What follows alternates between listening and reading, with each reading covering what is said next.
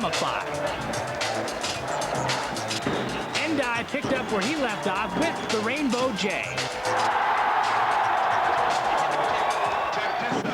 But Al Jazeera had some meaty fellas down low.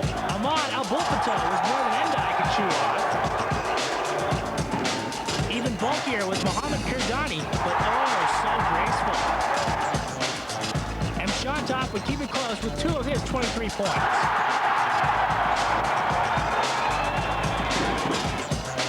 But the rest of the team lacked aggressiveness, and Al Jazeera went for the throat. They take a 12-point lead into the locker room.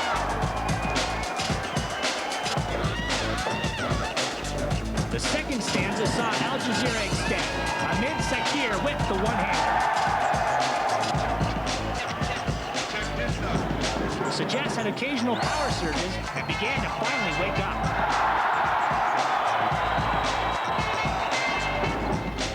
But the Egyptians wouldn't lie down like Cleopatra or Al-Waida. The quick pick by Khalid Kirdani meant another deuce to recoup for Sagesse. It might leave a mark, but you gotta put a body in front of Kirdani.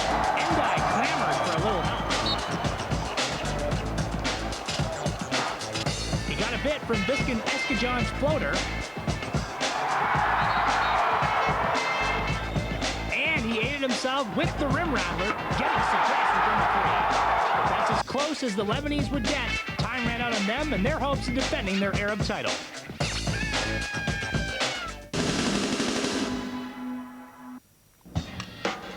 Al Jazeera met compatriots Al Ali in the final, and right from the tip, it was go time.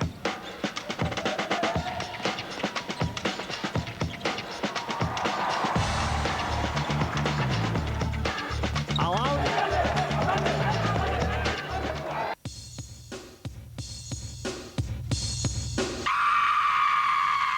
PBA, and its forward Don Carlos Aliardo has also quietly chalked up a solid season, despite this being his first full season playing in the league. I mean, you look around the league, and there's very few players that have the kind of physical talent that he has, and there's also less players that have.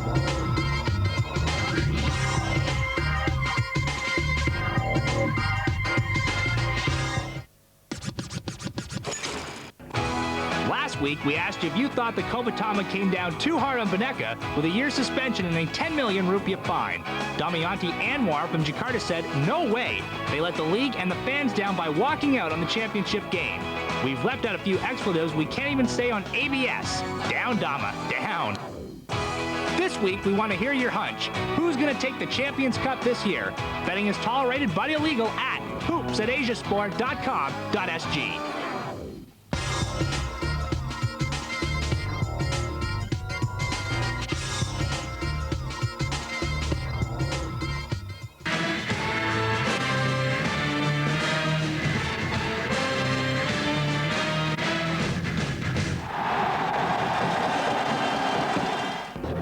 We're slapping on the sunblock this week as ABS bakes some more in the Middle East as the 11th Champions Cup got underway in Lebanon. Gazir Stadium is once again the center of the Asian hoops universe, and we all know what that means. Tons of fun with all the zany Sagesse zealots. But before El Hekma took the court, we turn to Group B. Al Ittihad and Petronas fared well last year and will once again contend for the Asian Championship. Newcomers include Qatar's Al Rayyan, our boys from Indo Mahaka, and Bahrain's own Al Manama Club. Felton Sealy is back too, and his Petronas squad wanted to improve upon their third-place finish last year. They take the floor against the Young Warriors of Mahaka. The Indo Boatfuls as well. Defending champ Sagesse topped the list. Iran's Zobahan, Al-Qudsiya of Kuwait, and Syria's Al-Wada all needed to face El Hekma and their fanatic supporters in the prelims. While Gazir Stadium began filling with green and white crazies, and no expense was spared, Sagesse was on court next. All the VIPs were in attendance. And so were the El Hekma faithful, revving it up in anticipation. The smoky red carpet was laid out for Sagesse, and their fanatics ate it up.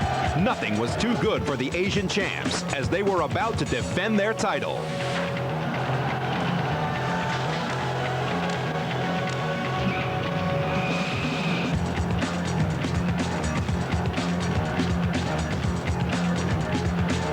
Lights back on. Syria's Al Wada warmed up to face the green machine amidst the smog. Right from the tip, Al Wada surprised Sagesse. Omar Kassas found the back door and the easy layup. The Syrians didn't stop there. With the pretty ball movement and Mohamed Asha jumping out of his shoes, Anwar Abduhai nailed the tray.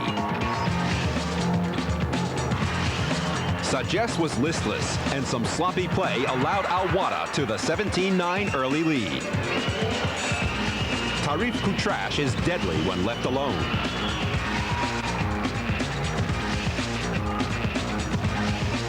Quiz answer Ronnie Saikali looked as concerned as the Thai guys. Fadi El Khatib put the H for hustle back in El Hekma's game.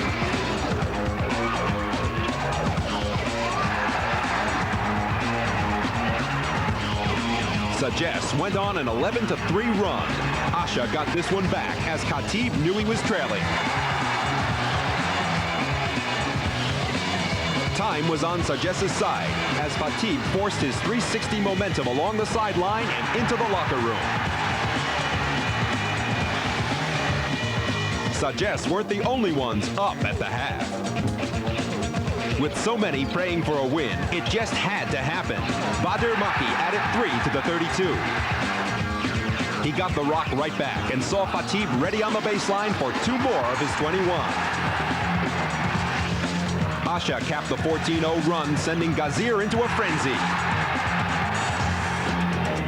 Intimidation, or had Al Wada just lost the touch?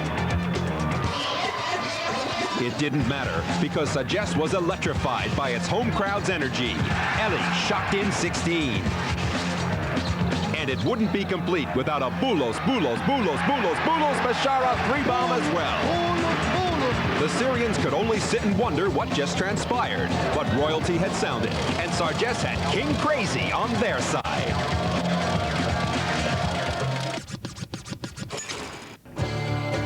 We stay in Lebanon next week for more Champions Cup action. More of the boys from Sagesse. And yes, Felton will be there too.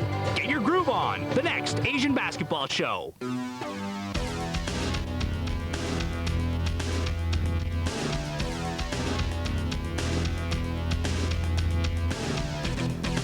Can be a relaxing and sedate city for some. But for those who like a little more action, there's a competition going on. It's the Champions Cup. No, not football, but Asia's fastest court game, basketball. The event is taking place at the Gazir Club in the Lebanon. 9 teams from all over Asia are taking part. These include... Group A has the home team and defending champion Sagesse from Lebanon, Zabahan from Iran, one of Sagesse's biggest challenges, Al Qadsiya from Kuwait, and Al Wada from Syria. Group B has Al Ittihad of Saudi Arabia, Petronas of Malaysia, Qatar's Al Rayyan, Indonesia's Mahaka, and one of the favorites, Al Manama of Bahrain. All will play each other once, and the 2 best teams from each group will qualify for the semi-final stage. First up is Al Manama against one of the favorites, Al Rayyan, for the semis next week. Here, Sagesse in the green take on Al Qadsiya of Kuwait. Oh, and we're back with the medics again. This time, it's with the elegant Kuwaiti number 8.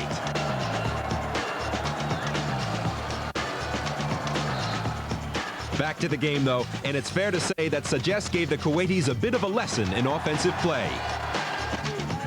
Coach Patrick Stewart-Grady also had a few words to say about Al Qadsiya's defense.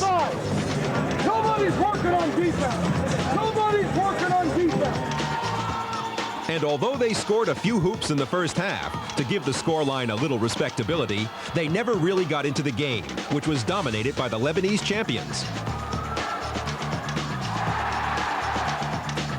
Boulos Bashara scored this 3-pointer just before halftime to give Sagesse a 46-32 lead. In the second half, they got even stronger. Eli Mashantov fired 23 points to give the guys from Lebanon top spot in Group A. The loss for Al Qadsiya is not such a disaster, as they too will qualify as runner-up in the same group.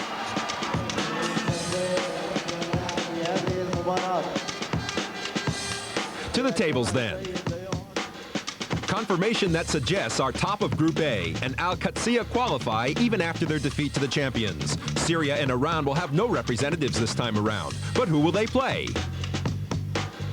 Well, in Group B, we showed you Al-Manama and Al-Ittihad beating Al-Rayyan. This means Al-Ittihad will take on Al-Qadsiya, and Al-Manama has the unenviable task of taking on the champions. Soon restored. Mo made his freebies, and Sagesse went to the locker room at halftime with the lead, 28-24. Just before the second half, the president of Lebanon, Emil Lahoud, arrived at the packed Gazir Stadium to cheer on his boys. But it was the Saudi club that got pumped up. A three-pointer by Ford sparked Ittihad to a 7-0 run, while the Lebanese had to wait more than 6 minutes before they were to score a basket. It did come, and quite a basket it was. Asha's cross-court pass found the golden hair, and though he missed, Viken Eskajan was there with a neat presidential putback. 11 minutes remaining, and Mashantov popped in another 2 of his 13 for the night. Sagesse lead 35-33. Ittihad crawled back, and Sagesse knew who they gonna call. Eskajan with another 2. The next few minutes brought the key plays of the game. A basket would pull the Saudis level, but a huge and dire rejection, none bigger than Sherelle Ford himself, pushed Sagesse into the Saudi half.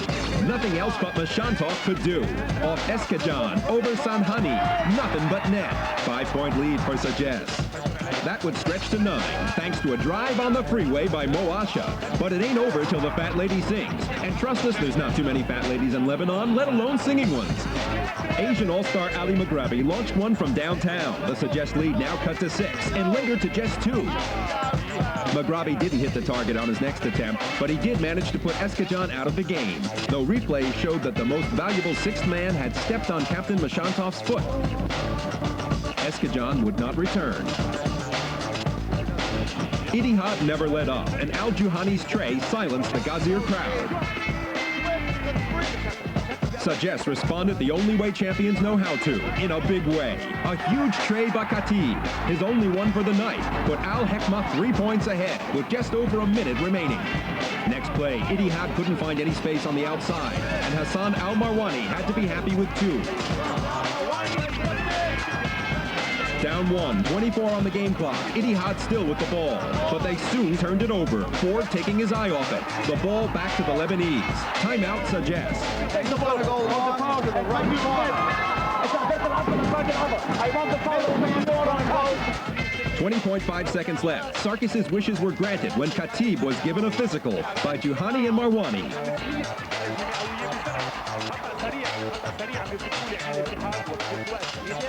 Khatib was good for the first one. The lead back to 2. But he couldn't make it 3. The rebound falling to Asha. 12 seconds left on the clock. He made 1, opening the chance for Ittihad to level with a tray.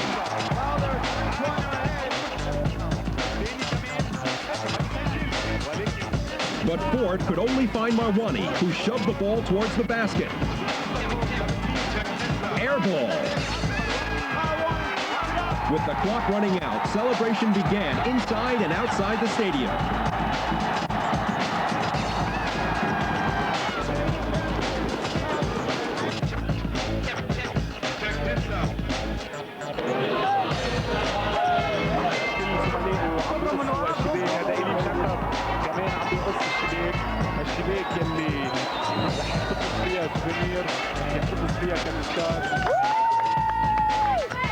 It was tears of joy for Sagesse President Antoine Choueri, but despair for the Saudis.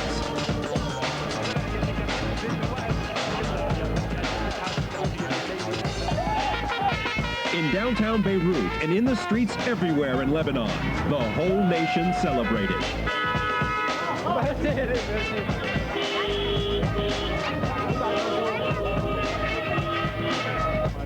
The Asian Basketball Show salutes Sagesse, the 2000 Asian Cup champions.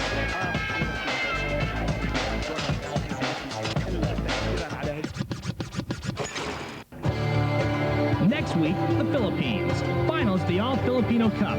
Will the milk turn bad, or is the food good enough to eat? Hands up those who think it's going to be a great Asian basketball show next week. See?